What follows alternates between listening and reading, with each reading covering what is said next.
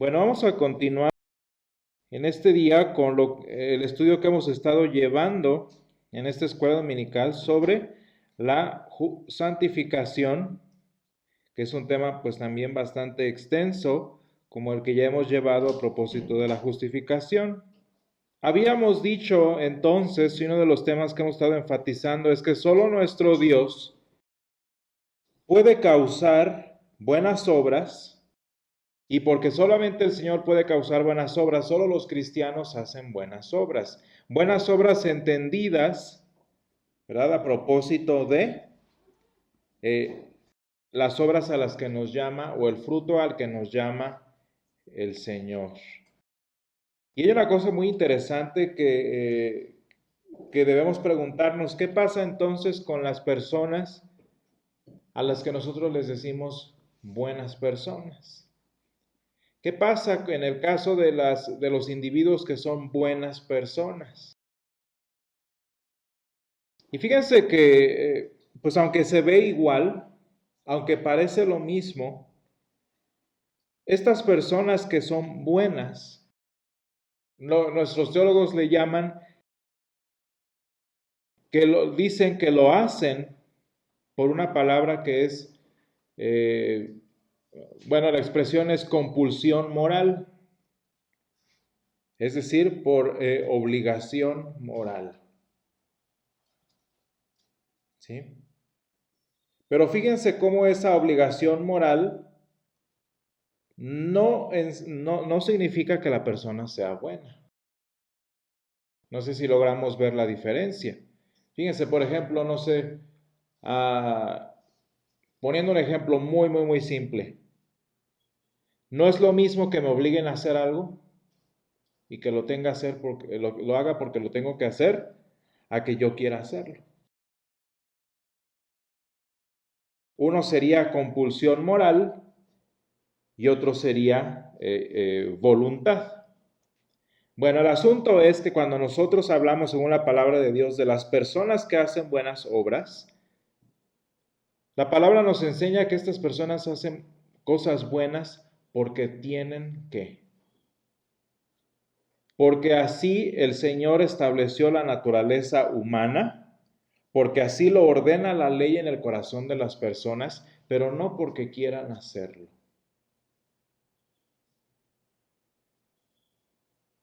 Y ya llevando el ejemplo de lo que quiero hacer o no quiero hacer, las personas que hacen lo bueno no es ningún mérito porque eso es lo que deben estar haciendo. Eso es lo que deben hacer. Es como el típico alumno que espera puntos extra por hacer la tarea que uno les dejó. Como el típico alumno que espera ganar cierto favor, ganar cierto beneficio extra por algo que tiene que hacer. A eso se le llama compulsión moral. Las personas hacen cosas buenas porque tienen que hacerlo. Porque la ley de Dios en este caso los obliga. Y si fíjense, si eso que es lo bueno, si eso que es lo que describe a las personas que nosotros llamamos buenas, ahora imagínense las personas a las que nosotros llamamos malas. Porque una mala persona en nuestros términos humanos no nada más no hace lo que debe hacer, sino que va en contra de eso que debe hacer. Entonces, vamos a decirles como ciertos niveles de gravedad en el asunto, ¿no? Pero a final de cuentas, las buenas obras a las que nos llama el Señor no existen en la persona que no conoce al Señor. Una de dos, o de plano no las hace, o lo que hace es porque tiene que hacerlo. Y en consecuencia no es una buena obra, simplemente es lo que tiene que hacer. En la semana vi un video que ya había visto hace bastante tiempo sobre un niño que se acerca llorando al Papa Francisco. Y ya el niño está llorando y le dice algo en el oído, y entonces el Papa habla con el niño y todo, y bueno, y luego ya el niño se regresa y el Papa dice que le pidió permiso al niño para platicar, para compartir lo que habían dialogado. Y el niño dice que su papá se murió, pero que su papá era ateo, aunque había tenido a todos sus hijos bautizados, o sea, bautizó a todos sus hijos, pero era ateo. Y entonces el niño, fíjense, el poder de la escritura y lo horrible que es en este caso la mala doctrina, porque el niño está preocupado,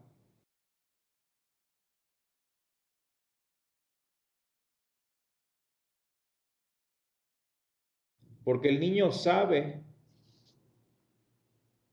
que algo anda mal, porque su papá no creía en Dios. Bueno, el problema es que esta reacción del niño bastante sana, bastante correcta, el Papa Francisco dice, y dice que le preguntó al niño, ¿tú crees que tu papá era una persona buena?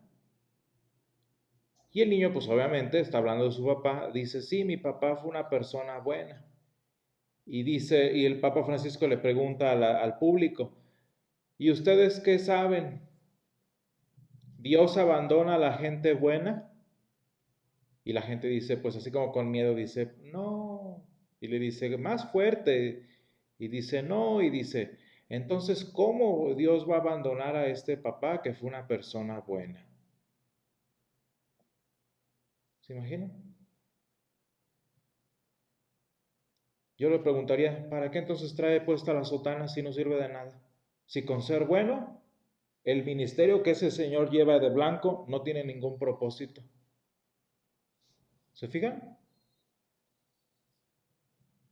Es que fue una persona muy buena. Hablando crudamente en términos de la escritura, ¿se acuerdan lo que dijo el Señor Jesús cuando le dijeron, maestro bueno?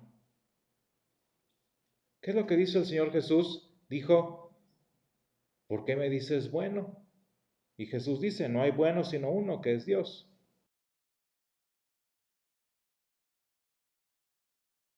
Y luego, como que ¿por qué merecería la vida eterna una persona que simplemente hizo lo que tenía que hacer, asumiendo que era una persona buena? ¿Se fijan? Y si con ser bueno basta, pues entonces ¿para qué necesitamos al Señor?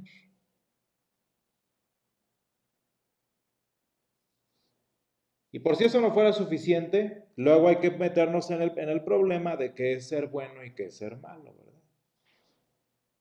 ¿Qué es algo bueno? ¿Qué es algo malo? ¿No?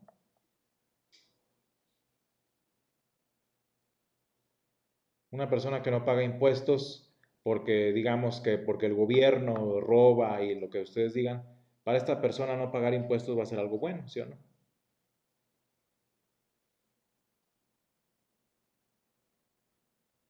Hay un video que de una familia que pues están tristes y todo y están así ah, como conmocionados porque mataron al hermano o algo así de la familia, ¿no? Y están todos conmocionados y dice la persona a la que están entrevistando, que creo que era la esposa dice, no, pero es que tal persona, hablando de él, pues sí, sí robaba y sí se había metido a dos casas y todo, pero él nunca se metía con nadie, él nunca le hacía daño a las personas.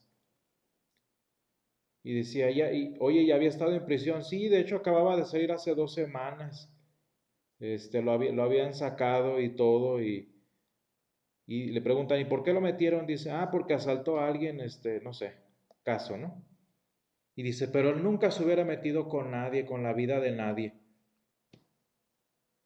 Yo les aseguro que en medio del dolor de esa persona, pregúntenle, y lo que está diciendo esta persona es que quien se murió era una persona buena, ¿a poco no? Y espera un premio porque su esposo o lo que fuera no se metía con la vida de nadie. Pues oye, eso se supone que es lo que debes hacer. ¿no? Y de la misma manera, pues pasa cuando nosotros queremos definir lo que es bueno y lo que es malo, porque pues ahí sí depende de lo que tú quieras que sea bueno y lo que sea malo.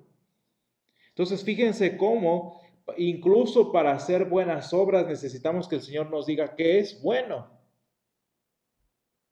qué es una buena obra.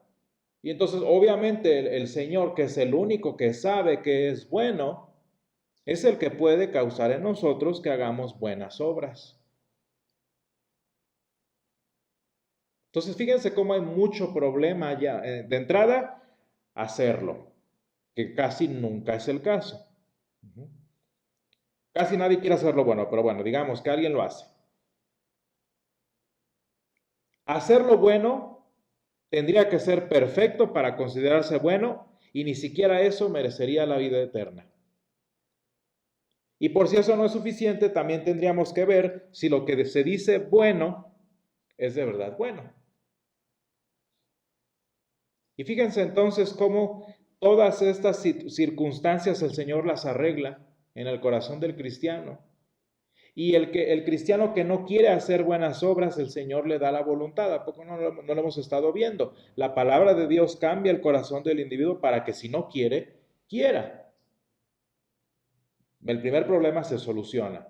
Ahora, que si no lo logro hacer perfectamente, y de eso vamos a hablar dentro de 8 días también, que si no logro hacerlo perfectamente, bueno, pues es que la salvación no es por obras. Y la vida eterna, el Señor ya arregló ese problema de que ni siquiera podríamos hacerlo perfecto porque su Hijo lo hizo perfecto. Segundo problema arreglado. Y finalmente, tercer problema, que sería saber qué es bueno, qué es malo. Por eso cantamos todos los domingos Santa Biblia para mí. Es el faro que a mi pie va guiando por la fe. ¿Guiándome a dónde? Pues precisamente en lo que es bueno y lo que es malo, ¿no? Entre tantas cosas también de llevarnos al Señor.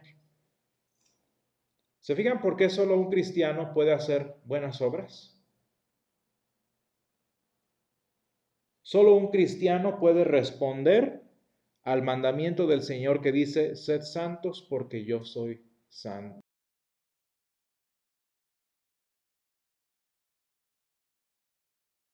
No la persona. Y entonces, concluyendo con esto, si la justicia humana no puede producir buenas obras, pues bueno, decíamos hace unas semanas que pues obviamente todo intento humano por delimitar o por promover o por forzar buenas obras, no causa buenas obras, nada más causa eh, represión, por así decirlo, tiranía.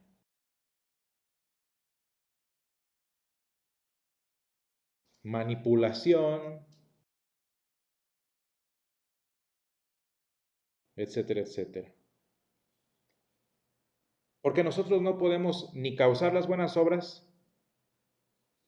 ni por nosotros mismos definir que son buenas obras. Necesitamos a fuerzas al Señor. Y es aquí donde entra, por ejemplo, es 1 Corintios 10:23, que lo habíamos estudiado, no recuerdo si en un estudio bíblico o a lo mejor aquí mismo en este tiempo. 1 Corintios 10 del 23 al 33, y fíjense este versículo muy importante para el cristiano. Dice, todo me es lícito, pero no todo conviene. Todo me es lícito, pero no todo edifica. ¿Qué es lo que está diciendo San Pablo aquí? Que él puede hacer todo lo que quiera porque es libre de la ley. ¿Se fijan? El cristiano ya no vive preso de la ley. El cristiano ya no vive siendo esclavo de la ley. Y sin embargo es el primero que la cumple. ¿Se fijan de la diferencia? ¿Por qué el cristiano no mata? Porque la ley dice no matarás. Pues en cierto modo sí, pero porque el cristiano quiere no matar, por así decirlo. Porque el corazón del cristiano ha entendido el valor tan importante de la vida que obviamente no va a matar. ¿Por qué el cristiano no roba? Bueno, pues porque la bendición del Evangelio, el cristiano entiende lo que es las bendiciones de Dios y por tanto no roba.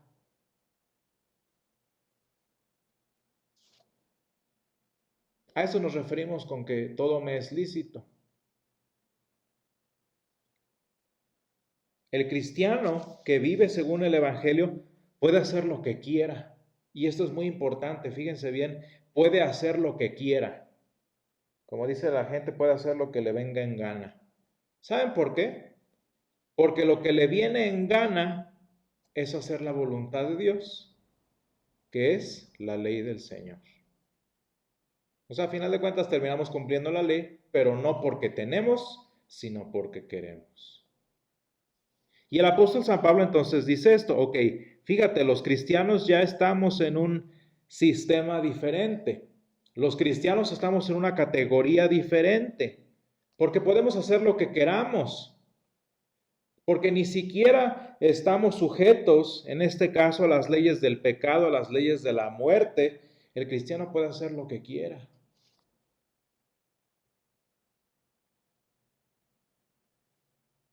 Pero San Pablo entonces, a propósito de esto que les digo, que qué es lo que queremos si no la voluntad de Dios, pues el apóstol nos dice, aunque pueda hacer todo, aunque pueda hacer lo que quiera, no todo es conveniente y no todo edifica.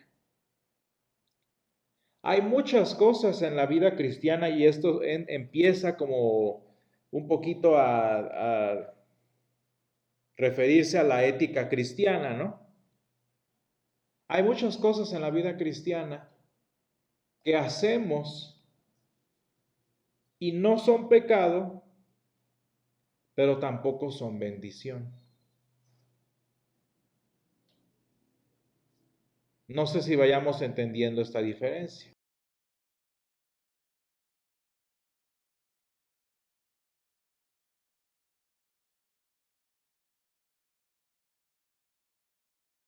Hay muchas cosas en la vida cristiana, en las actividades nuestras, vaya, incluso en la vida de la iglesia, que no son pecado, pero sí pueden ser dañinas. Que no están mal, digamos, técnicamente, porque, pues, digamos, no violan la ley de Dios, pero tampoco son lo mejor.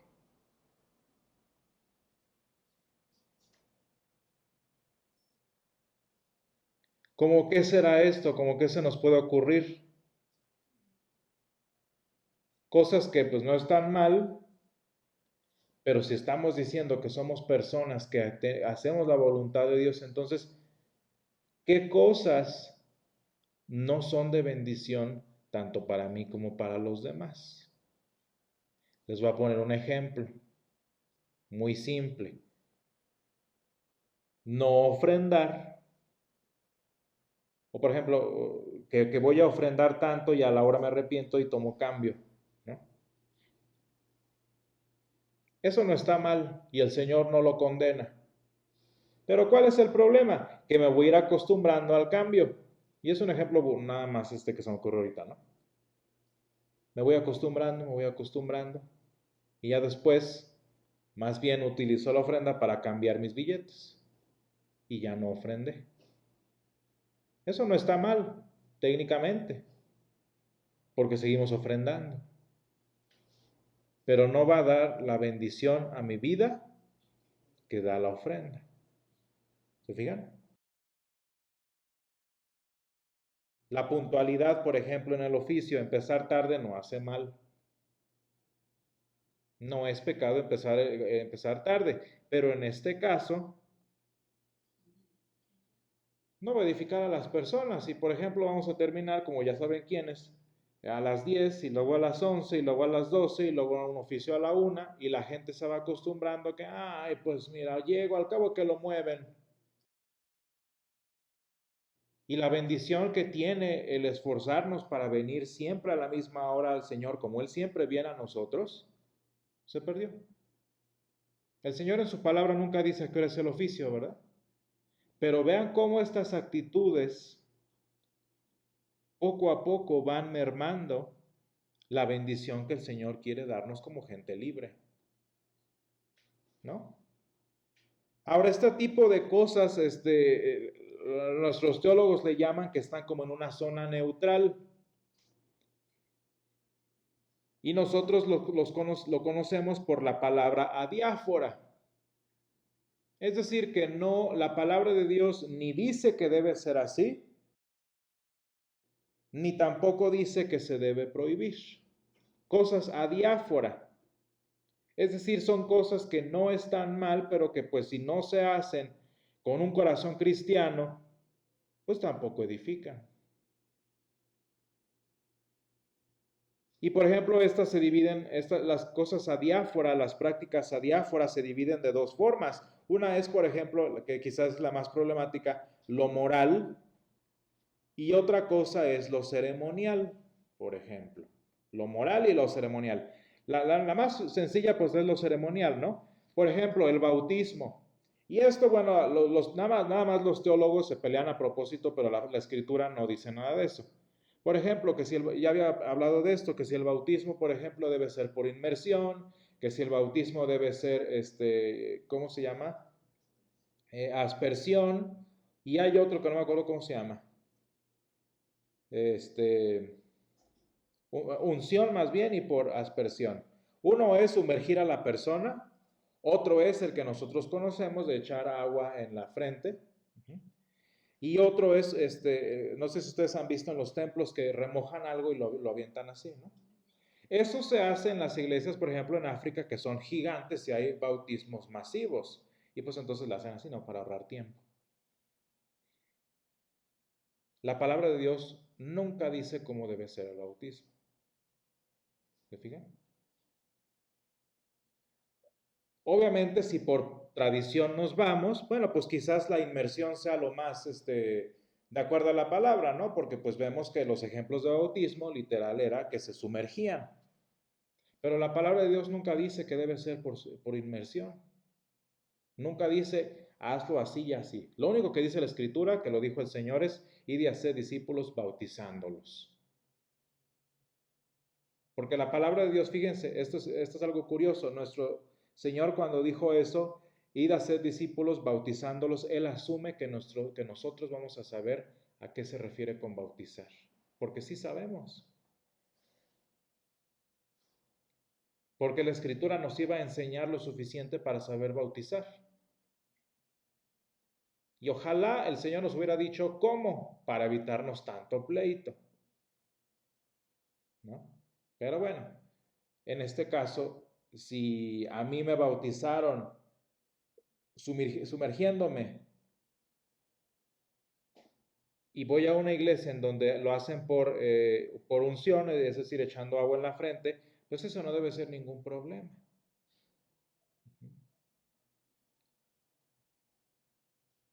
Y el apóstol San Pablo en este caso dice que es lo mejor para la edificación de la persona. Y entonces, pues en este caso, las tres formas del bautismo son lícitas y tendríamos que ver en este caso cuál edifica más. Si en un contexto, y fíjense, estas son cosas que no deberían pasar, pero pues ni modo, pasan. Si ustedes leen lo que habíamos ya leído en los siguientes versículos, hay muchas iglesias, y este es tristemente el caso nuestro, en el que la influencia de Roma afecta también la doctrina. La forma romana afecta la doctrina del bautismo. Y entonces, en este caso, si en un dado contexto el bautismo se malinterpretaría, el bautismo digamos por unción en la frente, ¿no? Se malinterpretaría como una acción romana, bueno, pues entonces nos aprovechamos de lo adiáfora y con toda razón y sin problema podemos bautizar por inmersión. ¿Por qué? Pues porque no está mal ni bien hacerlo de esta forma, pero sí edifica, pero sí evita que la persona que pues por su ignorancia ve que todo lo romano es malo, sea formada y sea fortalecida su fe. Pero nada más por eso. Esto es, por ejemplo, a propósito de lo ceremonial, la forma del bautismo, la forma de la liturgia también, ¿no? Nosotros llevamos el oficio mayor, que tiene una parte de 500 años y otra parte de 1700. Y llevamos también el oficio menor, que es por ejemplo, el de hoy, y no hay que este es mejor y este es peor. De eso no se trata. Lo que sí, fíjense, si nosotros no llevamos el oficio mayor, allí no hay problema. No es pecado no tener el oficio mayor. ¿Cuál es el problema? Que por hacer un oficio nuevo, un oficio moderno, más a gusto, lo que ustedes quieran, quito la confesión. Quito de pecados. Quito la confesión de fe. Y esto, se fijan, ya no se trata de que a mí me gusta más a mí me gusta más aquel. No, aquí ya se trata de que estamos perdiendo esta oportunidad de edificación, que es la confesión de fe y la confesión de pecados. No importa los himnos que cantemos, no importa si primero pongo la confesión de fe y luego la de pecados, eso no importa, lo que importa es que esté. Vaya, puedo predicar de espaldas, pero lo importante es que esté la predicación. ¿Se fijan? Obviamente, ¿por qué predico de frente? Pues porque hay una edificación al hacerlo de frente. ¿Por qué estoy en el púlpito? Yo puedo predicar aquí parado y eso no es pecado. ¿Por qué predico desde el púlpito? Pues bueno, porque este es un ejemplo del trono de Pedro, punto. Y de aquí sale la palabra. Se acabó. No podemos no tener foquito, podemos no tener cruz, podemos no tener muchas cosas, pero el punto es que todo esto edifica. Y si edifica, pues ¿para qué lo quitas? ¿No? Entonces eso es en cuanto a lo ceremonial. ¿Qué cosas edifican? ¿De qué maneras lo que hagamos nosotros edificaría, en este caso, la vida de la iglesia? Y dentro de 8 días vamos a ver, en este caso, a qué nos referimos con lo moral, porque este es un poquito más problemático. Y hablando de lo moral, pues bueno, nos referimos a fumar, a tomar, a apostar, tantas cosas que pues a la asociación no le gustan, pero por ejemplo quizás al Sino de México no le importaría tanto. ¿Se fijan? Son situaciones que pues bueno, caen en lo adiáfora, pero son un poquito más quisquillosas. Y bueno, pero bueno, todo esto depende porque todo nos es lícito porque somos libres. ¿Sí?